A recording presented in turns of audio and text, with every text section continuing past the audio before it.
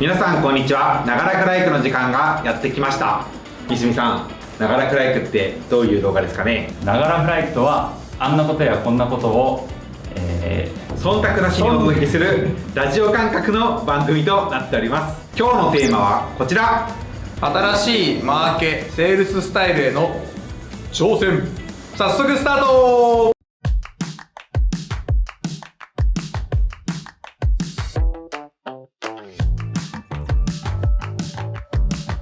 この動画を撮ってるのが2025年7月31日で、FI4 の最終日なんですけど、最終日に動画撮ってる余裕ね。そうっすよね。やばい、請求のやつ間に合わない、頑張ろうっていうのは全くないのが4期目。これが2期目と1期目は違っただろうね。もう今余裕がある感じでやってるんですけど、この状況を再加速させたいという気持ちがあるので、2025年度なので2025年8月から2026年7月の間に新しい挑戦をしようと思ってて、初めてクライクの中でマーケトセールスの人を兼任かもしれないけど採用しようと思ってます。で、その背景みたいなところを資料で説明をしたいと思いますのでご覧ください。まず1人当たりの生産性を3000万円の組織にするための布石っていうふうに書いてるんですけど、2030年を見据えた投資にしようと思ってます。質問です質問です。日本における企業数って何万社ぐらいあると思いますか？全部ですよね。そう株式会社。法人番号公表サイトにおける登記閉鎖法人を除外した数です。1、100万。2、500万。3、1000万。さてどれだ？ポーン。1000万残念500万社らしいんですって。はい、500万の1です今。続いて2023年度の黒字の企業の割合はどれぐらいと思いますか？ 1、20%。 2、35%。3、50%。どれだ？ポーン。1。答えは36%。令和5年度の法人税の申告の資料から持ってきてます。その中で1人当たりの生産性はどれぐらいと思いますか？労働生産性ですね。1、500万。2、900万。3、1500万。500万、900万、1500万。うちは3000万で予想してるんですよね。はい1500万。労働生産性全部ですよね。全部どんな業種も入れても一番低いのがいくらでしたっけ？ 500。 500？ 年収とトントンって感じかな。そうっすよね。いやでも赤字もあるんでしょ？あ、そっか500だ。答えは877万なんですね。だから2番の9なんですね。じゃあ、そういった情報もありつつ、黒字の企業が 36% です。日本の企業は500万社、1人当たりの生産性が877万っていう情報からですよ。営業利益率の水準はこれを見てもらいたいんですけど、どうぞ見てください。まず黒字企業の割合なんで 36% しかないんだよ。まず分母がね。その中で標準的な水準が0から 5%、5から 10% が有料な水準、10% 以上が超有料な水準って言われてるんですね。ちょっと三角さん、フライクの決算書見たことないと思うんですけど、はい、どれぐらいと思います？超有料な水準 10% だと思います。答えは？わかんない。その間ぐらい。それぐらい、大体8から14ぐらいで着地するようになってます。で、1人当たりの労働生産性はフライク社は2700万だったんですね。FI4 かな、約となってきた時に、ぶっちゃけ言うと今のままずっとビジネスをしていけばステイすれば別にいいんですね。黒字の 36% にも入ってるし、労働生産性は 2.5 から3倍ぐらいにはなってる。で、営業利益の水準も比較的いいと。その中でなんで新しいそのセールスマーケを入れようかっていうことをちょっと皆さんと話をしていきたいんですけど、僕が目指しているのって実は2030年で10億の企業なんですけど、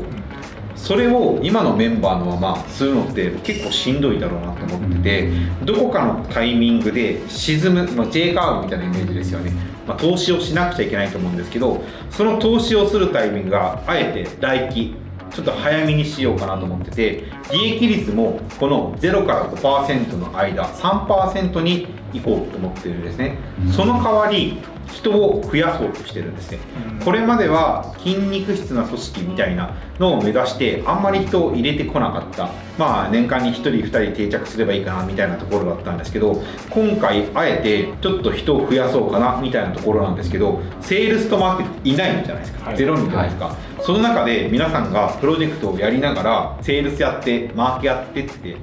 難しいなと思ってるんですけど、じゃあ今このままセールスとマーケやってください。どっち選びます？嫌です。どっちか選んで、嫌ですどっちか選んで、どっちがいいか、セールスとマーケ。セールスですかね。セールス私マーケがいいですね。人の前に出なくていいから。セミナーは？セミナーはいいですよ、いっぱいいるんで。1対1でウェブで喋りたくないんですよ。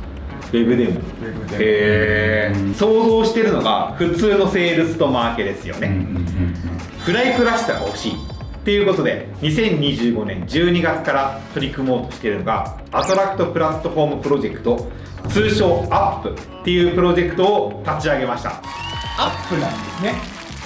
はい。ATP って言ってました。アップです。アップなんですね。なんかアップってよくない？ UP のアップの意味合いもあるし。で、どういうことをやろうとしてるかっていうと、理想顧客との出会いを仕組み化し、ファン化までつなげる引き寄せ型プラットフォーム構築プロジェクトなんですけど、つらつらと書いてるんですけど、どういうことかっていうと、オンラインとオフラインの融合によってお客さんの前にファンにさせようぜっていう風な意味なんですね。これまでフライクの圧倒的なコンテンツでお客さんはオンラインだけで、オンラインだけ、しかも YouTube っていうチャンネルだけでお客さんがファンになってくれたところを YouTube じゃないところでもファンになるようなきっかけだったりとか、オフラインでもしっかりお客さんになる前の人たちがフライクのことを知ってもらおうっていう風なことをやろうと思ってます。具体的にどういう風なツールを使おうかと思ってるかっていうと、まず1つ目がセールスマーカーで、2つ目がセンドアウトっていうお手紙とかそのパーソナライズされたギフトを送るっていうところなんだけど、もしかするとラクスルさんのサービスを使うかなみたいなところがまだ決まっていないところで、あと決まっているのがハブスポットで、あとは公式ホームページ、うちのホームページを完全リニューアルしようと思ってて、これまで何回かもうすでに2回投資をして、多分トータル1500万ぐらいの投資してるんですけど、あえてその同じぐらいの金額を投資してホームページを完全リニューアルしようと思ってます。ただそれだけだったらきっかけとかは作れたかもしれないけど、数字分析とか見れないので、タブローとスノーフレークを使ってちゃんとデータを一元化し、ビジュアライズって言って見える化して、で KPI のモニタリングアラートの通知をしようかなと思ってます。で、今日一番見てほしいところがここなんですね。アトラクトプラットフォームプロジェクトにおける全体像っていうところなんですけど、左から説明をしていくと、まずフライクとの接点のない企業さん、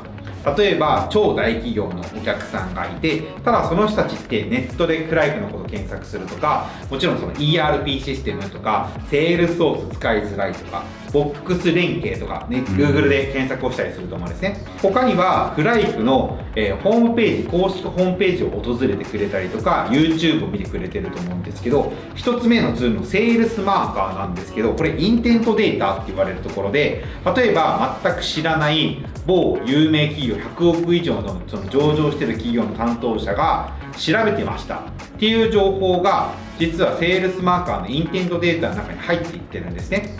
それをフライクは知りたいので、セールスマーカーを契約しようと思ってて、じゃあ他には、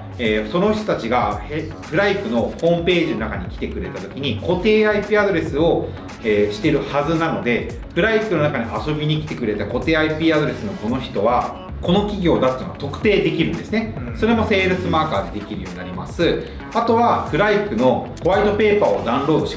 くれましたみたいな人たちの情報はハブスポットに入ってくるので、クッキー情報が入ってくるので、そこは見やすいです。で、あとは YouTube ですね。YouTube は今、一つのチャンネルというか、動画で見てくれたいいねがたくさんついたみたいなマスみたいなところなんですけど、じゃあ誰がとかどのコンテンツからオウンドメニューで飛んできたみたいなことが見えないので、その情報を全てスノーフレーク上に貯めていこうってしてるんですね。そしてその結果スノーフレークがただ貯める場所とかその SQL を書きやすい場所みたいなイメージのところなので、そのデータを加工してスノーフレーク上で見やすいように統合的な ID を振って、タブローの方にデータを持っていこうってしてる。じゃあそのタブローでこのお客さん、例えば120億の、とある企業の情報システム部の方が見てますっていうのが分かったとか、その有名企業さんが見てますっていうのが分かれば、我々の方からセールスマーカーとタブローを見てこのお客さんが見てるだろうっていうのをある程度特定できるのでギフトを送付する。これはお手紙とか、あとはデジタルギフトとか、そういうものを考えてるんですけど、その人が好きそうなものをあえてハブスポット上から送ろうとしてるんですね。でハブスポットで送った後に、この後お客さんが二次元バーコードでピロリンってしたら、その情報がメールとかスラックとかで通知があるので、その時にお客さんに電話をするとか何かしらのイベントに誘うみたいなことを今想定して動いてます。ただ冒頭でもお伝えしたように、これを私一人でするのは無理だろうし、今のメンバーでプロジェクトを回しながらするっていうのも無理じゃないですか。なので新たにマーケとかセールスを来期ですね、2025年の8月から2026年の7月のタイミングで1名ないし2名入ってくれたら嬉しいなと思ってます。これをやっていこうと思ってて、今はフライクは問い合わせが来るときにはずっと待ってるだけじゃない、じゃなくてちょっとハンティングするようなことも考えていこうかなと思ってるんだけど、今と同じように商談化した後の受注率は 40% ぐらいは担保したいし、お客さんがシステムを導入したいと思っていないのにわざわざ僕たちの営業からお客さんがシステム導入するみたいなことはしたくない。あくまでシステム導入成功率が 52.8% から 100% にするために何かできることないかなと思った結果、これに投資をしようかなと思ってます。これは一般的なんですか？全くだろうね。めっちゃ新しいと思いますよ。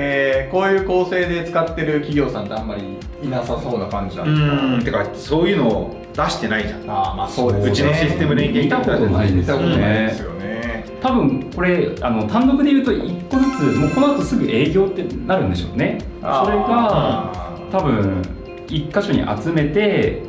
でそこでまだ営業じゃないですからね。そこでさらにギフトを挟んでっていうところなので、全然押し付けがましくもないような見え方ですよね。ギフトって言ってもそのお手紙にしようかなと思ってて、二次元バーコードのこういうふうなことを我々やってて、もしかするとお宅の会社はこういうふうなことがあってみたいな、そういうふうなそのセールス操作で言うと言っていいのかな、場所レターっていうのがあって、この YU なぜあなたに今送ったんですかみたいなところをお手紙で書くような文化が彼らは昔あって、それをちょっと真似てやろうかなって思ってます。まず今の話を聞いてみて感想をまず聞かせていただきたいなと思ってます。新しい、よく知らなかった。インテントって聞きますけど、ちゃんと深く考えたことがなかったので、そういうことかっていう腹落ちと、そんな風に使うんだなっていう活用方法でイメージがすごく湧いてるものの、じゃあ受け取った側がどう反応してくれるんだっけなみたいなところはやっぱ未知数だよなっていうのが今私が思ってることですね。もうあえてもう言っちゃってもいいかもね。あなたこういうこと検索しましたよね。怖人と人とのマッチングアプリも同じじゃない？自分の好きを言ってそれが相手の好きとつながったからマッチングするのだって、企業型のマッチングアプリみたいなイメージだったら、その広告って見たくないから削除するし、そうですね。でもそれって見たい情報だったら見るじゃんっていう理屈なんですよね、僕は。僕はちょっとこれ見て思ったのが、カスタマーサクセスっていう言葉がこう出だした頃ってなんかふわっとしてて、カスタマーサクセスって職業なんだっけみたいな、これ何するんだっけっていうところからもう 4,5 年でもう完全に一つのポジションとして今存在するじゃないですか。多分この今やろうとしてる構築って絶対先駆者みたいな人がいないと思うんですよね。だからこのタイミングでフライクに入って一緒にやってもらえる人って別にこう誰かの真似をするとかじゃなくて自分でそれを作り上げるみたいな楽しさがめっちゃあるんじゃないかな。01ですよね、もう完全に、やることめっちゃあるよ。本当めっちゃしんどいと思います。成果出ないしね、まず。そうっすよね、最初そうっすよね。ルール電話禁止とかだって資料ダウンロードあったらさ電話したくなるじゃん、その営業っていう観点だったら。でも営業しないままじゃん。そうっすね、インテントデータがポンって上がりました。バイネームで例えばリンクトインでこの大滝さんがゴルフ好きですとかなんかそういうのがあったらゴルフボール送ってピロリンってしてくれたらおお電話電話ってどうしてもなりがちだと思うんですけど、グッと我慢して、オフラインのセミナーとかあえてその現地に来てもらうみたいなイベントっていうのは面白いかもしれないですけど、そのやりようはたくさんあるなと思ってて、このプロジェクトに一緒に参画してもらいたい人ってどういう人がいいと思いますかって言ったところなんですけど、僕はまずそのフライクの商材が好きみたいな人とか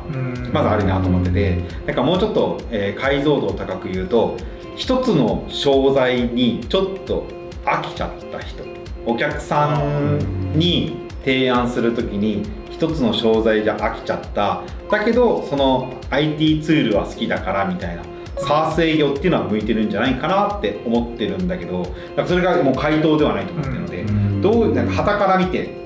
このプロジェクトに大滝さんとするときにどんな人が向いてそうとか、むしろこんなやつ向いてねえぞみたいな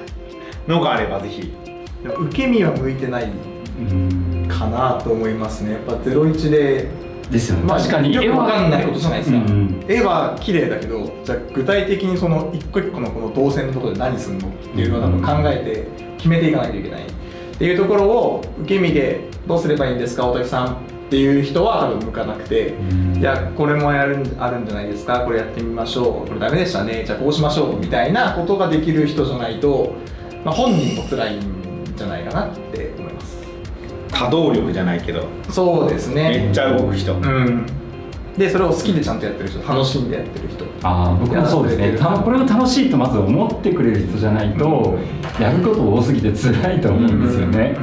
フライクが好きで、そうっすよね、フライクが好きでそのマーケの施策に対して興味を持ってくれる人っていう軸はすごい大事だろうなと思いますね。この内容をとある方に見せたんですけど、とある知り合いかな見せたら、なんかすごそうですねみたいなのやったんだけど、結論何来たかっていうと、じゃあ1000万くださいって言われたんですよ。ちょっと意味わかんなかったんだけど、3000万の、売り上げ出るから1000万くださいって言ってて、年収1000万のためにこれをやるっていう頭なんだろうなと思ってて、なんかそういうやつは僕嫌い。どういうことですか？1000万給料くれるんだったらやるよと。そうなるほど。作っていくっていうのを楽しめないんだろうなと思って、目的がそこじゃない。1000万もらうためってことですよね。だから僕が例えば起業するときに、僕の年収を1000万にしたいから起業しますって言ったら、なんか聞くって分かるのにさ、サラリーマンの人って結構そう考えるんじゃないかなってふと思って、そういう人は嫌だなって思いましたっていう。でこのさっきのシステム連携組み立て図みたいなのを見て、何これ面白いって思う人とかはいいけど、じゃあそれで売り上げてインセンティブがどうこうみたいな、うちインセンティブの設計はしてないからさ、全くもって、そうですよね。それに合わない人たちはいるんだろうなと思って、バリバリの営業みたいな感じの人は向かないかもしれないですよね。確かに。じゃあどっち、マーケの人？いや、クリエイティブなイメージです、私的には。どういうこと？デザイナー？なんか発想豊かな感じの人、売り上げ取りに行くぞーみたいなタイプではなさそうな、頭を柔らかくいろんな発想をやって、トライアンドエラーしながらずっとサイクルを回していけるようなイメージ。誰いる？そんな人？いないです。出会ってないよね。この向こう側にいるかもしれないですどんな人のイメージです？どんな人のイメージ？ワンピースで言うとボンクレボンちゃんよね。ボンちゃんかもしれんね。推しの子で言っていいですか？推しの子で？下の子の子のこと。それは違うんですよむしろインターンとするってあり。うわー面白い、それは面白ああなるほど。この前さ、うんこの前嬉野温泉に3人で行ったんですよ。プライベートじゃなくてプロダクト合宿っていうのをして、でプロダクト合宿をした時に多分ノリだよね。車で最後さリスキの車で帰ってる時にさ、社長直下プロジェクトしましい。たみたいな、はいはいはいはい。インターンで、うんインターンに3人としてみてなんかありかもねって今ふと思いました。うん面白い面白いですね。発想も柔らかそうそう試ですよね。行錯誤してる今世の中にないもの、うんただ学生とかは別に世の中にあるものないものはそういう知見がないから、これがデフォだって思って PDCA 回すし、いや面白い営業かもしれない経験も何もないっていうか、うん逆になんか白地のキャンパスすぎてうん面白いのかなって思ってきました。経験がないからこそ、うんその一般常識も知らないからこそ、まあ、そうきたかみたいなうん発想はめっちゃ生まれそうですよね。電話しなくていいんだちょっと嬉しいみたいな発想もあるかもね。確かに営業売らなくてもいいんだみたいな、ちょっと人事がいないんでまだできないインターンシップすらやできないんですけど制度がまだそ人事が先か、う、うん、そこだあなた。人事インターンとかあとはセールスマーケとか、まあいろんなポジションでこのプロジェクトを成功にしていきたいと思ってるんですが、まあ、成功が多分2027年ぐらいじゃないと結果出ないと思うんですけど、一緒にやりたい方はぜひ私たちフライクにお問い合わせといいますかカジュアル面談のお申し込みをお願いします。私とシンボリが X をオープンにしているので DM を送ってください。2025年8月から私たちフライクは5期目になりまして、今が2750万ぐらいの1人当たりの生産性なんですけど、2030年は3000万の1人当たりの生産性、そして利益率も 15% を目指そうとしています。もしこの動画を見てくださって新しいマーケットかセールスの形だったりとか新しいチャレンジをしたい方はぜひ私たちフライクと一緒に働きましょう。次の動画アップまでお楽しみに。バイバイ。なるほどっすね。アップはよくない。